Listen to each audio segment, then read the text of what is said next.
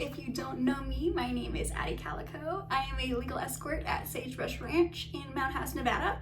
It is one of the last few legal brothels left in the United States, so it's pretty cool, pretty fun. If you're curious about my life as a legal intimate services provider, then go ahead and subscribe, come hang out, like the video so maybe more of me will appear in your feed. And if you want to see more of me, my social media is all just at Addie Calico, and it is on, I'm on like Twitter mostly, unfortunately. So today, the day that I am recording this, is my official 1 year at Sagebrush Ranch. And this is the first ever this kind of work in the adult industry that I have done. So I kind of wanted to sit down and go over like 7 things that I have learned, because I have grown a lot this past year, in a very good way. I have changed as a person. So yeah, it's just, I don't know if this is gonna come out like how long after I record this that it's gonna come out. I need to turn these on.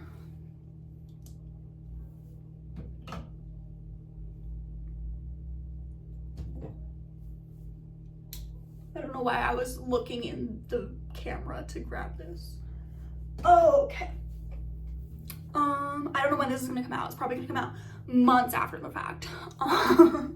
So don't worry about that. But yeah, so if you usually like my more informational content, this is gonna be a little more personal, just a little life lessons, and a little less informational. But hopefully you can still enjoy and come hang out and get to know me. So without further ado, here are 7 things that I have learned my first year in the adult industry. Number 1, boundaries only work if you actually enforce them. It sounds like kind of duh, but sometimes people will have a boundary in place, but they don't vocalize it, and they won't. I was very guilty of this.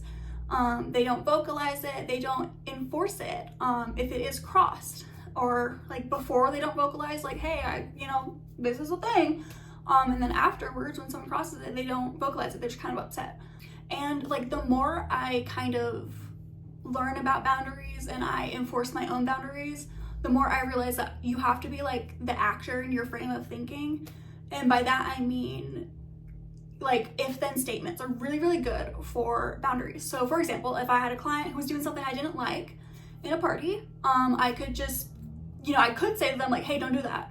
That's a boundary, sure, but if you say, or if I were to say, if you continue doing that, I will end the party. See, now when I say it like that, I have the power, I have the action that will happen if it continues, rather than just saying don't do that. So it kind of creates not only that boundary, but also the consequences for when it is crossed. Another one I use all the time is, if you continue speaking to me like that, I will walk away. Slay. Number 2, other people's opinions of you are not real. It can't hurt you. This one is a little more like psychological, kind of like tricksy.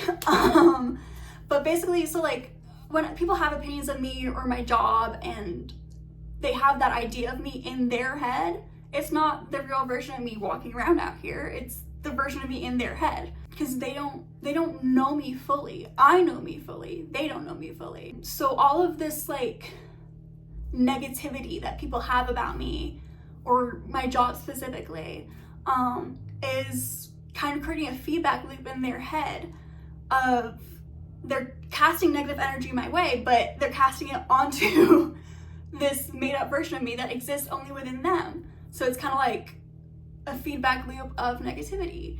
If you, in the same vein, if you are thinking negatively about someone, it's not gonna make them feel any worse necessarily, or not any worse than it's gonna make you feel, for sure. I hope that makes sense. And that's not to say that like if I hurt someone, I don't care and like I just go about doing whatever the fuck I want, but rather to say that like the choice to be affected by someone's opinions of me is my choice to make, not theirs. Number 3, who you surround yourself with matters. So this isn't to say that I don't love every single one of my coworkers and that I wouldn't go to war for every single one of them, because I would. Let's go. But not every personality clicks perfectly with another. or clicks in a way that is efficient with another, or is that healthy with another. So there are some women here who, while I love them, I don't spend my time with them because we just aren't good matches for each other personality wise, and that is okay. I don't think they're bad people. I don't think they think I'm bad people, not that I really care.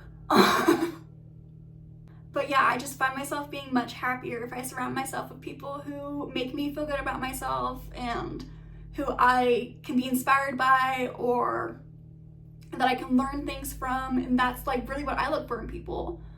And so I think it's just important to kind of like recognize how the people you're surrounding yourself with make you feel, and if it feels good, lean into it. If it doesn't feel good, just kind of put up like an emotional barrier almost. And don't be like cold to people. I'm not saying like cut people off, but just, you know, it's okay to have barriers between you and people. Number 4 is you notice your flaws much more than anyone else does. Sorry, I was reading a notification. The example that I had written out for this in the script is much different than the example I'm going to use right now. Or I guess I could just use both. So I had a breast reduction. Shocking. I had a breast reduction when I was 20. And I have like scars that are like underneath. And they're really bad, but no client, if they've noticed them, hasn't said anything. And I don't think most clients even notice them, but to me they're like glaringly obvious. But I notice them because I know they're there, and I am very critical of myself. Another one is like, I don't know if you noticed these little spots. Maybe you did, I don't know. But that's part of an autoimmune disorder that I have. And it just flares up sometimes, and I get polka dots. Hopefully they're in fashion. Okay, number 5. Protecting your peace is an action, not a state of being. So people sometimes say like, oh, I'm protecting my peace, and then they don't do anything. And I think that when you protect your peace, so to speak, it is about recognizing where a conflict might arise and not ignoring that or running away from it, but mitigating it in the best way that you can. Whether that's having a conversation with someone or just kind of taking a step back from the situation, which I think is very different than not doing anything. I think you need to be active in thinking about things. You need to critically think like, hey, this might be a potential issue that could harm the tranquility that I feel. How do I mitigate that? Instead of kind of just being like, I'm gonna ignore that, not my circus, not my monkeys, that kind of thing. Because that is your circus, that is your monkeys, go get them. In the same vein as that, love and hate are verbs. They're nouns, but they're also verbs. This could also be phrased in the age-old saying that actions speak louder than words. The things you do matter in showing the people that you care about them. Like, you can say I love you, but like, do you show that you love this person? Another thing that this can apply to is like the things that you love to do or the things that you love to appreciate. I love reading, but like for the longest time, I didn't pick up a book. And it's like, do I really love reading if I'm not reading?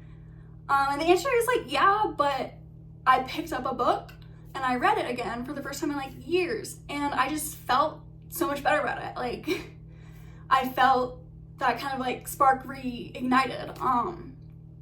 Instead of kind of just feeling like, oh, I love reading, you know, it's like fine. I'm like, oh girl, I love reading. This is so fun.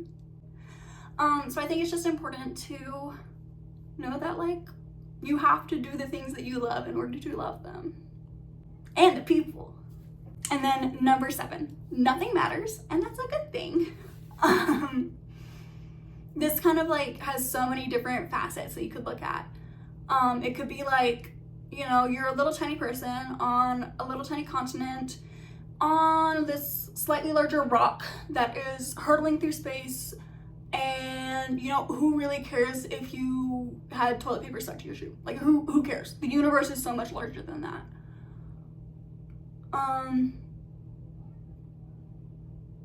And another like way to think about it is like bridging off of my last example. Like, sure, I hadn't read a book in years, but like that didn't stop me from opening a new one. You can start over every day. And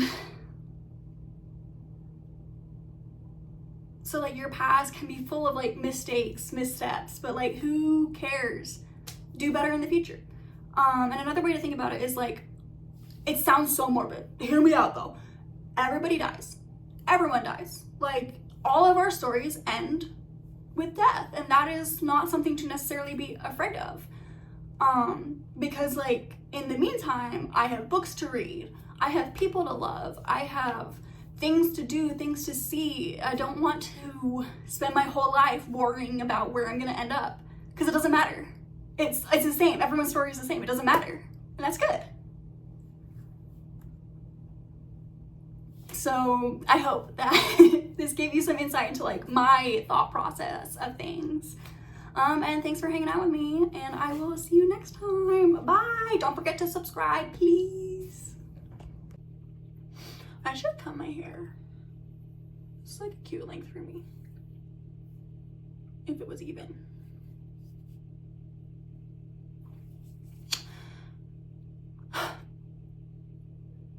Have you ever like wondered how many novels you've like written in your entire life? Like how many novels worth of words you've written in your entire life? Because like I write at least 500, if not more, words a day.